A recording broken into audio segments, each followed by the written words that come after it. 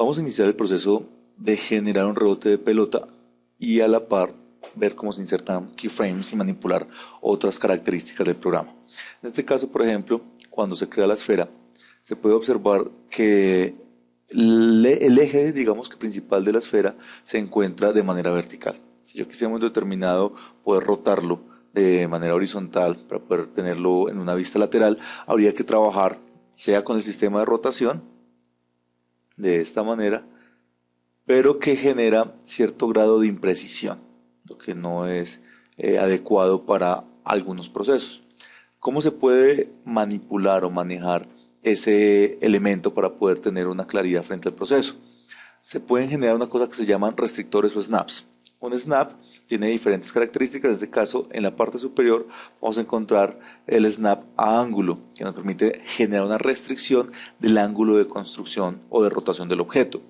De esta manera, yo haciendo clic derecho sobre esa herramienta, puedo abrir las opciones del snap de esa rejilla. En el caso del ángulo, vemos que por defecto está cada 5 grados.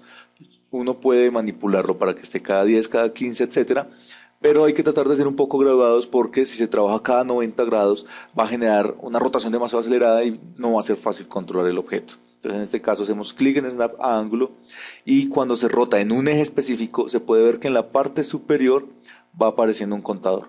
Ese contador me indica el ángulo concreto en el que se está rotando, en el eje que se está rotando. Esto solamente aparece cuando se maneja un eje a la vez. Cuando se manejan los 3 ejes a la vez no se ve este tipo de restricción. Entonces lo tenemos en este caso de manera lateral, ubicado adecuadamente para nuestro ejercicio.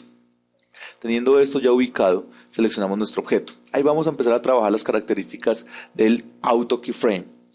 Es conveniente que cuando se vaya a trabajar un proceso de animación, primero se tenga todos los elementos del modelado ya construidos antes de activar cualquiera de las dos opciones de AutoKey o SetKey.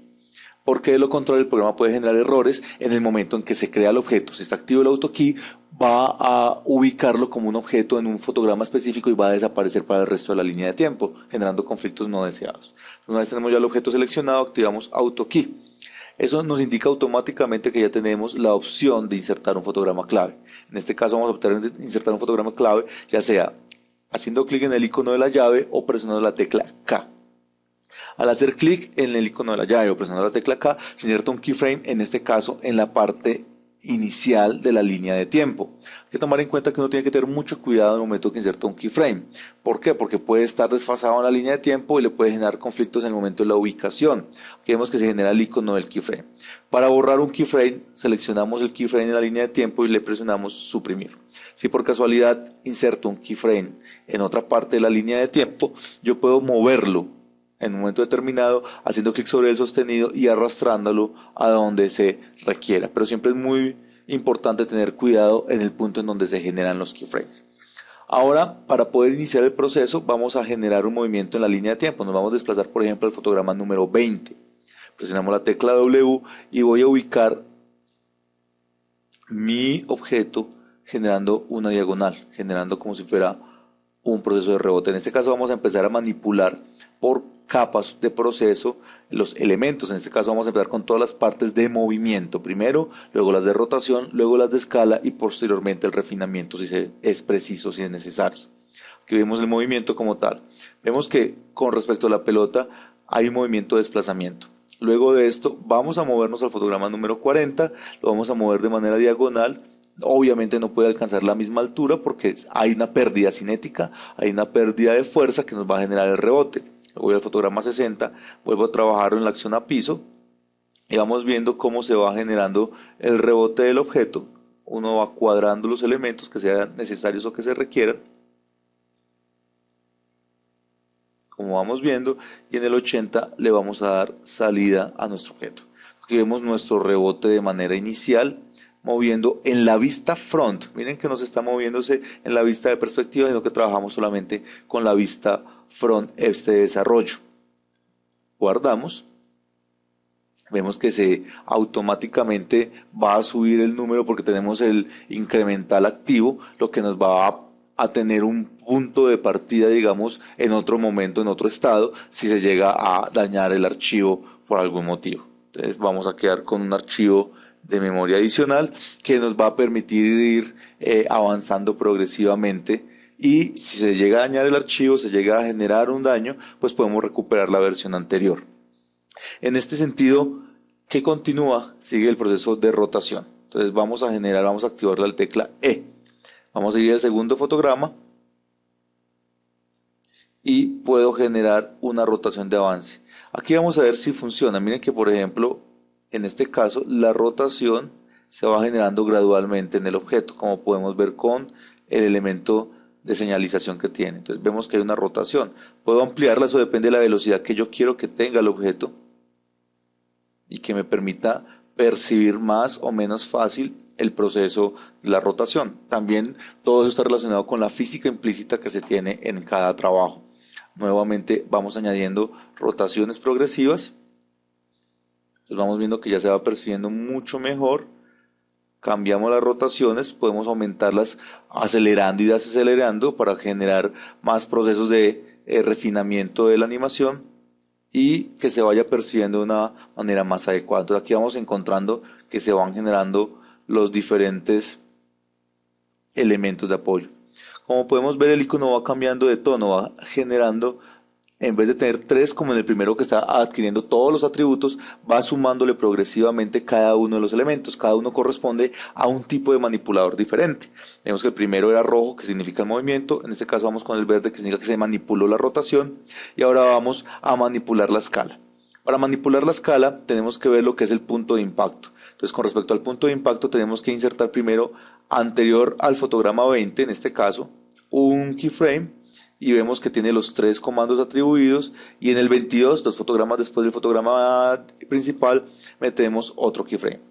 Nos va a permitir generar un proceso de impacto sin que haya una deformación previa del objeto, o sea, no va a haber una interpolación que me deforme el objeto. Entonces en el fotograma 20 voy a activar la tecla R para hacer una deformación, un stretch y un squash del objeto, que puedo hacerlo en varias dimensiones, pero como vemos, como el punto de pivote está en el medio, toca además reubicar el objeto en esta zona.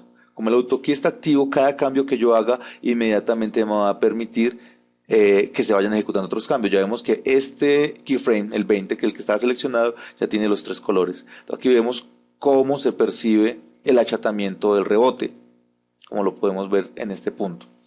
Para poder seguir en adelante, el achatamiento tenemos que controlar el estiramiento en este caso. Para poder hacer un estiramiento mucho más controlado, pues depende de cómo yo tenga la forma del objeto. Si nosotros presionamos, en este caso, por ejemplo, el botón derecho, nos abre una serie de herramientas base. Pero si yo combino ese botón derecho con la tecla Alt, aparece otro tipo de menú desplegable. Ese menú desplegable me va a permitir cambiar de la posición del objeto con respecto a lo que es el mundo a posiciones, por ejemplo, locales. Entonces cambia el eje de coordenadas, por ejemplo, de posición, yo lo puedo reubicar de esa manera, pero el eje de escalamiento se mantiene igual. ¿Por qué? Porque trabaja con una dimensionalidad del objeto, lo que no nos permite, digamos, que controlar características particulares. ¿Qué tengo que hacer en este caso? Deformar al objeto con respecto a la forma que tiene, pero también reorientarlo para la salida del objeto con respecto a lo que es el despliegue del movimiento. Entonces nos permite ver un rebote normalizado de esta manera. ¿Qué sucede? Que se mantiene la rotación, pero como pueden ver la escala se mantiene distorsionada. Sucede bastante y en algunos casos sucede de una manera recurrente. ¿Qué nos toca hacer? Hacer un refinamiento de la escala para el siguiente objeto. ¿Cómo podemos manipular la escala para que se quede? Haciéndolo de manera directa, pues va a quedar muy irregular y nos va a obligar a cambiar formas que no son deseables. Entonces lo que tenemos que hacer en este caso para recuperar la escala inicial es volver al punto original. Teniendo seleccionado el objeto, hacemos botón derecho sobre la herramienta de escala, es decir, sobre la herramienta que tenemos en este sector, botón derecho sobre la herramienta de escala. Abre esta ventana y vemos que aparece una opción, 100, 100 y 100 en cada uno de los ejes. Cuando yo construyo el objeto de manera inicial y no lo escalo antes de empezar a animar, debe aparecer siempre a 100%. Si yo por algún motivo lo escalé antes de empezar a animar, pues va a aparecer un número diferente, pero en los 3 va a aparecer el mismo número. Eso nos vamos entonces al objeto, al fotograma de la cúspide del salto y vemos que se manipuló la escala. La recomponemos al número que nos haya dado inicialmente el primer fotograma y podemos ver que retoma la posición original. Entonces aquí vamos viendo cómo el objeto va recuperando su forma a pesar del rebote. Luego vamos a ver cómo corregir estos elementos intermedios, pero por ahora nos va a permitir ver fácilmente el rebote del objeto. Para el siguiente impacto toca repetir el proceso. Se inserta un keyframe antes de otro, dos después, y en este caso, por ejemplo, se va a mantener la forma. Aquí achatamos la forma. Nosotros podemos manipularla nuevamente, o sea, achatamos el objeto. Ya no puede ser tanto el achatamiento. ¿Por qué? Porque el impacto de la inercia que se ha generado ya ha hecho que se pierda cierta parte de la fuerza, entonces no puede tener las mismas características de impacto. Toca tener muchos muy en cuenta porque es parte de la acción continuada y la observación que toca tener para poder controlar bien los elementos que se vayan fortaleciendo. No se trata solamente de hacer achatamientos porque sí, sino que tengan una lógica desde la física de objetos que se esté planteando. Eso es muy importante para que cuando se esté haciendo un desarrollo no se vaya a generar un desfase con respecto a la lógica de funcionamiento. Entonces aquí vemos que el objeto rebota, ya no rebota tanto como en la primera, que vemos aquí un achatamiento mayor, aquí rebota relativamente poco, el achatamiento ya no es tan fuerte.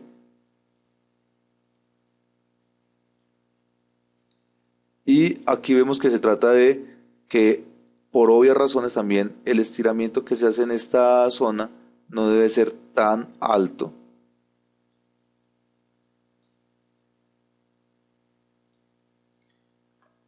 Y por lo tanto, pues también la rotación de salida tiene que estar orientada, lo que nos permite ver ya el objeto de esta manera.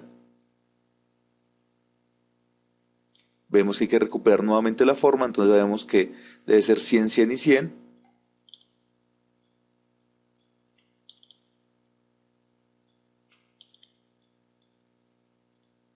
Y ya se puede ver el rebote de manera continuada del objeto como tal.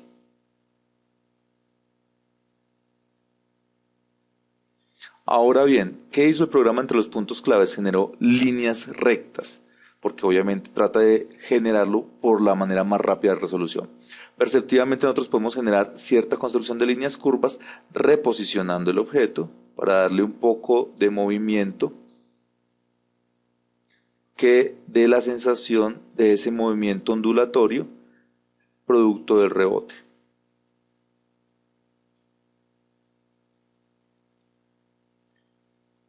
Como vemos, como se movió solamente el atributo de movimiento, queda solamente de color rojo, lo que indica que solamente se movió ese atributo. Y cuando ya vemos el movimiento completo, pues ya podemos percibir el movimiento de la pelota rebotando.